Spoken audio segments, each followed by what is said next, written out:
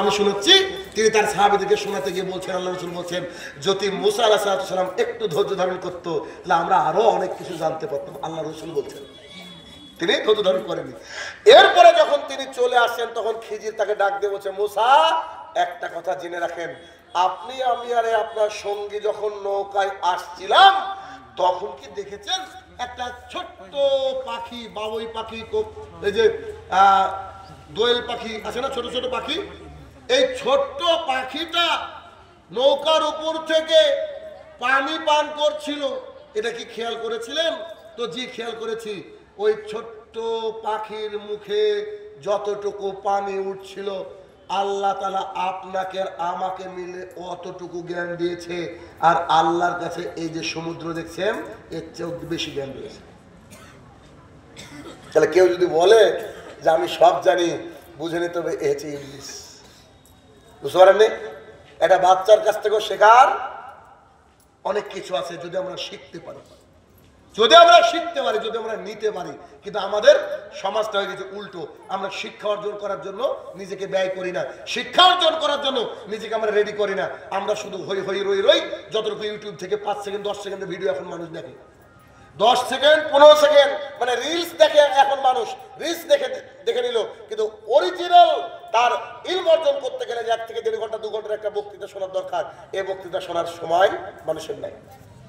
আচ্ছা আসেন, মুসা আলাইহিস সালাম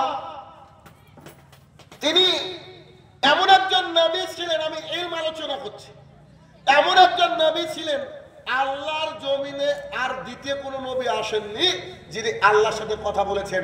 তিনি একজনই হচ্ছেন কে? মুসা আলাইহিস সালাম। মুসা আলাইহিস সালাম দেখেন, আপনাদেরকে যদি আজকে আমি বলি এই যে এই জমিটার মালিকটা একজন আছে নাকি?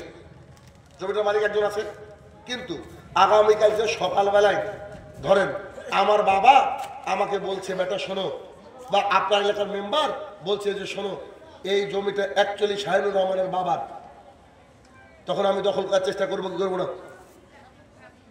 এই জমিটা শাহিনুর রহমানের বাবার, এই কথা বললে আমার বুকটা প্রশস্ত বাড়ে। এত বড় জমি না আমাদের জানতাম না, তো ভালোবাসা বাড়বে কি বাড়বে না? আচ্ছা আমি অন্য ঘটনার দিকে যাবো, তাই বলছি ভালো করে খেয়াল করবেন। সেটা কি? ইলম দেখেন। মুসা আলাইহিস সালাম দীর্ঘদিন দাওয়াত দিলেন কাকে? ফেরাউন আর তার লোকজনকে। তো ফেরাউন আর তার লোকজনকে দাওয়াত দিতে দিতে দিতে কিছু লোক তার ফরে আসলো, তার দিকে আসলো। এখন মুসা মনে করলো যে ফেরাউনকে দাওয়াত দেওয়ার কাজ নাই, একে কত দাওয়াত দিব, যতই দাওয়াত দিই দাওয়াত গ্রহণ করে না। এক সময় তিনি বৃদ্ধ হয়ে আসলেন, তিনি মনে করলেন আমি আমার নিজের যে মাতৃভূমি, আমার নিজের বাবার জমি, সেটা হচ্ছে শাম, আমার নিজের বাবার ভূমি হচ্ছে ফিলিস্তিন, বাইতুল মুকাদ্দাস। যে বাইতুল মুকাদ্দাস নিয়ে পৃথিবী সৃষ্টির পর থেকে ঝামেলা হচ্ছে, এখনো হচ্ছে। ওই বাইতুল মুকাদ্দাস আর কারোর জমি নাই, ওই বাইতুল মুকাদ্দাস আপনার আমার বাবার জমি। কথা বুঝতে পারছেন? আজকের আলোচনা শোনার পর বাইতুল মুকাদ্দাসের প্রতি আপনার এত ভালোবাসা জন্মাবে, আমি বুঝাতে পারবো না কত ভালোবাসা। আপনি দেখেন যে বাইতুল মুকাদ্দাস হিন্দু নিতে চায়, ইহুদি নিতে চায়, খ্রিস্টান নিতে চায়, কেন নিতে চায়, আর বাইতুল মুকাদ্দাস অরিজিনাল কার? আজকে শুনবেন, ইলম দেখেন। মুসা আলাইহিস সালাম দীর্ঘদিন দাওয়াত দিলেন ফেরাউনকে, কাজ হলো না। তো কিছু লোক তার সাথে কি করলো, দাওয়াত নিয়ে হিজরত করতে চাইলেন। মুসা বলছেন চলো আমি আমার বাপদাদার ভূমিতে ফিরবো।